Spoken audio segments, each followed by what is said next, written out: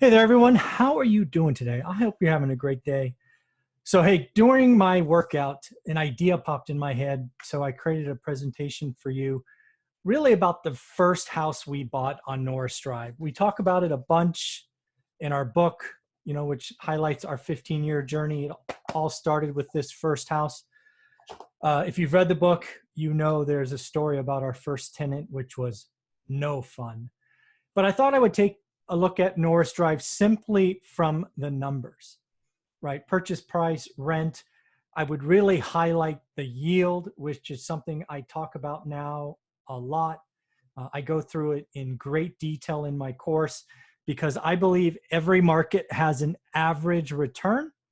And I thought I would break down Norris Drive over the years, right? Since we bought it in 2002 up to today, and then even look out into the future, what might or might not happen, just to give you a feel for the property and why I think understanding the yield of a property is important. So in order to do that, let me bring it up because again, we're looking at the real numbers. Okay, so let me make this bigger. And again, I wanted to do this because people are asking me, hey, Michael, you're talking about very few listings, you're talking about prices increasing, but you really haven't talked about what you are going to do in your portfolio. So as I share, I watch my market every day. I put all the numbers into a spreadsheet and get a calculation. So I thought I would highlight for you what has happened on Norris Drive and see if we can't learn from it together. So just in case you haven't looked it up, you can look it up on Zillow. I just took a screenshot of it. I bought it on December 11th, 2002. You can see it right there in the picture on the bottom. It rented for $1,100, and we're going to go through the math here shortly. We did a 1031 exchange out in 2005. It was then foreclosed on, and someone bought it at 75, and then was recently sold at 153. So it has had an interesting journey. Rent has gone from 1,100 to 1,300, I think, and looking at maybe 15 or 1,600 in the future. So let's break this down. We're going to break this down when I bought it, when I sold it, when it was foreclosed, and then what it traded at recently. And then we're going to take just wild guesses, wild estimates about what could happen by 2021 and 2025. Okay, here we go.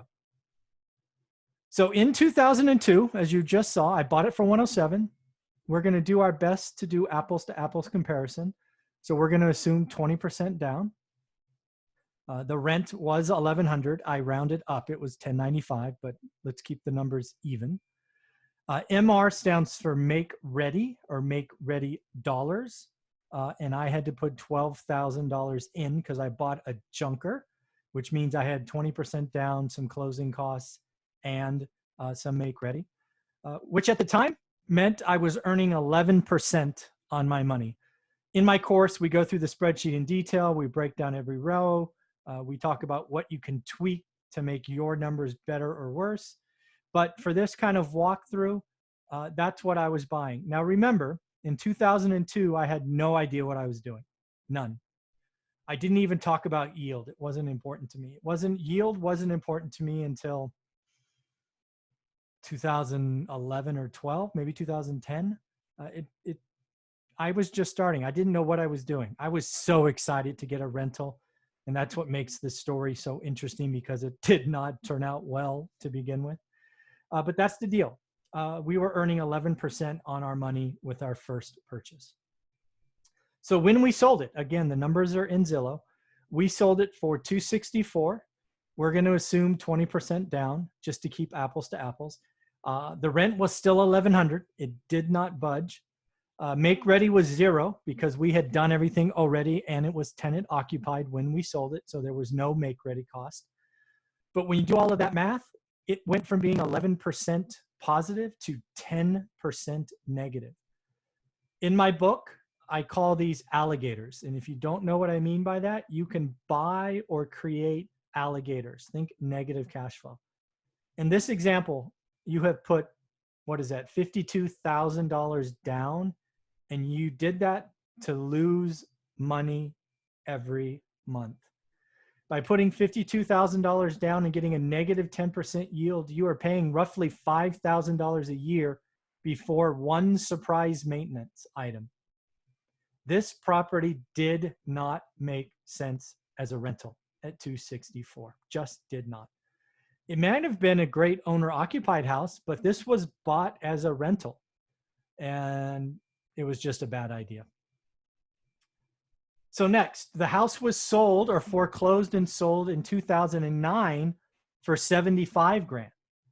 I did look at this. I did try to buy it. I bid 60 grand and was outbid. Somebody paid 75. Let's again assume 20% down. The rent was still 1,100. We did walk through it, and I'm going to say make ready. That's again make ready dollars. There is 15 grand. So in this case, again, assuming 1,100 rent, 20% down of 75 grand is 15 plus 15,000 in make ready. You are earning 19%. 2009 was a great time to buy. 2010, great time to buy, right? We were earning double digits on our money. We were looking for at least a 15% yield. And yeah, that was a great time to buy. So what happened in 2017 when it sold? Well, first off, it sold for 153. You can see that there. We're going to assume again 20% down. Rents did go up a little. That's the first time rents moved in 15 years, right? Remember, we bought in 02 and it was still 1,100. It was still 1,100 in 09. Rents in 2017 were about 1,300. I don't know this for sure, but I'm going to guess after 8 years, there were some make-ready dollars required. So I guessed 10 grand. In that example, the building was then producing 7.5% yield. That's about right. I was looking for about that number in 2017, maybe 8%.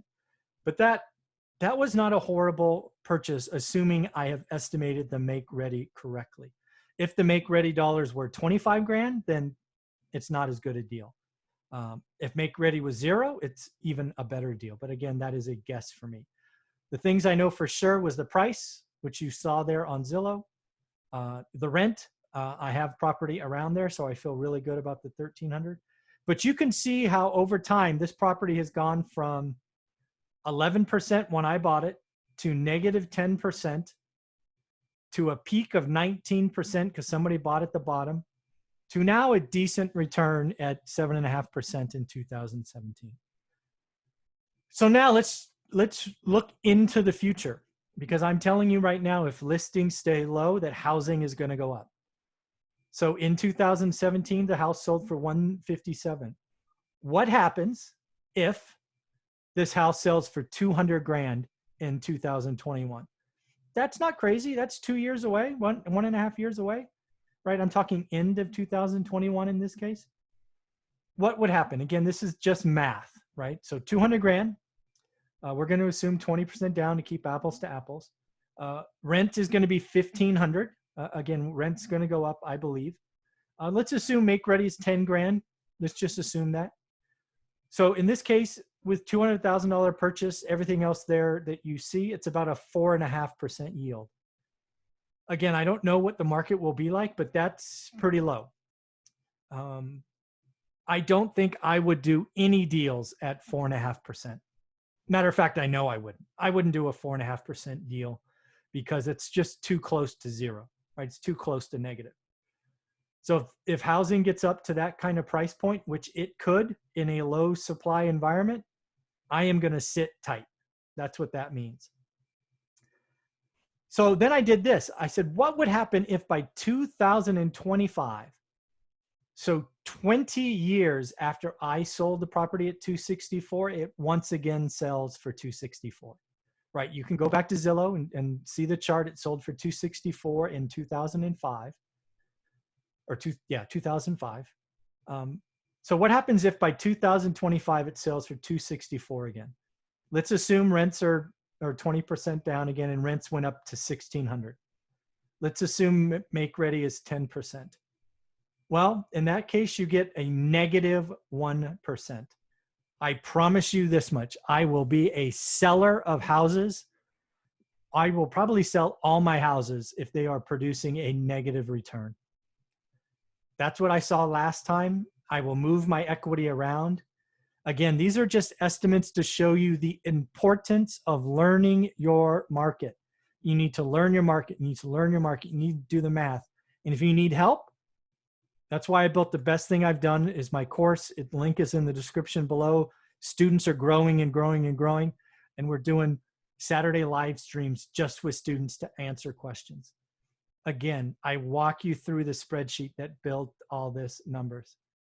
Every cell, every detail. I show you how to learn your market. You can go back and look at your history. It's a lot of fun.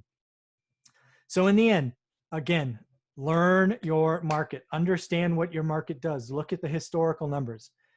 And again, if Fresno explodes higher for single family homes because lack of supply, I will absolutely sell my houses just like I did in our book, right? We did a bunch of 1031 exchanges, went from 8 to 80. And if prices get back there in 2025, we will do it again.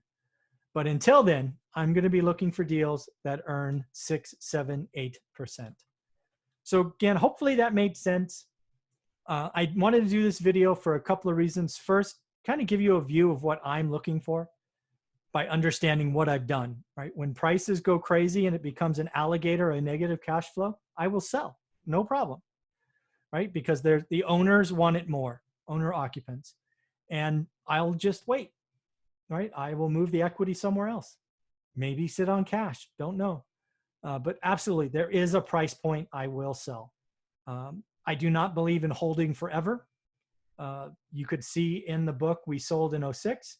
I talked about it briefly at the end of the book, and I've been very vocal on this channel that in 2019, we sold our apartments or many of our apartments. So I will sell when things are overpriced.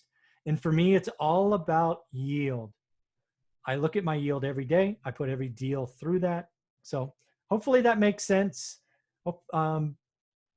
Yeah, hopefully that makes sense. If you have questions, you want coaching on it, link in the description. It's the best thing I've created. Take care.